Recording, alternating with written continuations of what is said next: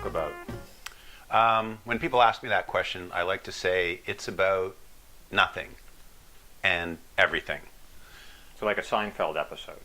Yeah, it's about all the small things in daily life, and then I guess you could say it's also about the really big things in life, and it kind of veers between both of those extremes in some ways, and everything in the middle. It's just kind of a track of essays and articles about living, about being alive.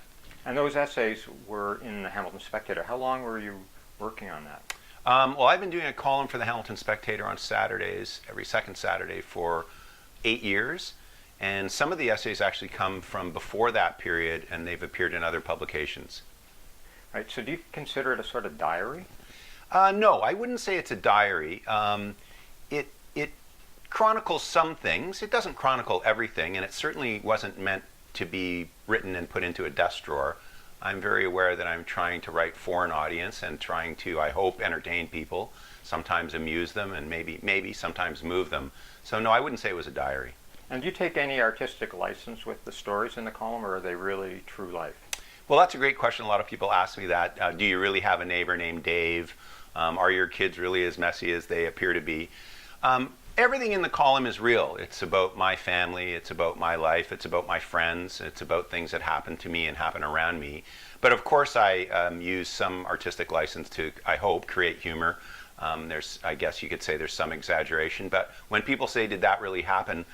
Yeah, it really happens. What do your friends and family think of the column? I think they mostly like it. I'm pretty careful with my family and friends in the sense that the person I make the most fun of is me, and I think that's fine. If I'm going to have some fun with my children, I make sure that they get a chance to read it. And my wife is my first reader on every column. She's a good barometer of what goes and what won't go. So there's a fair mix of funny stuff and serious stuff in the columns over the years. How did you pick the ones for the book? Well, that's a good question. I worked with the really great editors at Dundurn, and I think what we came up with was a good mix. I think, the bulk of the stories are pretty lighthearted and just cover the kind of day-to-day things like birthdays and getting older and losing your car keys and all kinds of goofy stuff. But there are some moments in the book that cover things that are pretty important, like when my parents got sick, the death of my mom, and sometimes the weddings or funerals of friends around me. So why should people read the book? What are they going to get out of it? What are they? Well, honestly, I hope they get a few laughs out of it.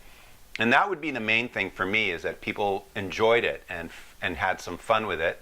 I guess I hope maybe that they're moved by some of it, or maybe that they just feel a bit of themselves in it. They see themselves in it and maybe have some echoes of their own life in it. That would make me really happy.